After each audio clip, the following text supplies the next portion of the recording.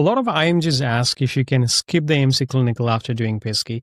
The short answer is technically yes, but in reality it is tough to pull off.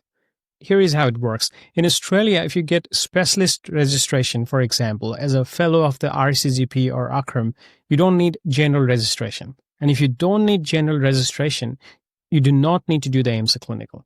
The typical pathway would look like this. You pass the AMC MCQ, get a job, and start working under limited registration with supervision, usually level 3 or 4.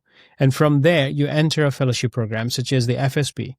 If you manage to finish all your fellowship requirements and exams, you can apply directly for a specialist registration. This means you are now a specialist GP without ever having general registration or sitting the AMC clinical. The catch is the timeline. APRA lets you renew your limited registration 2 to 3 times, but after that, you'll need to reapply, which is a more complicated process and usually comes with more scrutiny.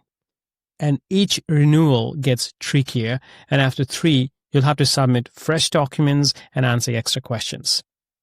Although they rarely refuse, it becomes a hassle. So if you're organized and can get your fellowship and a specialist registration within 3 years, you can avoid the AMC clinical.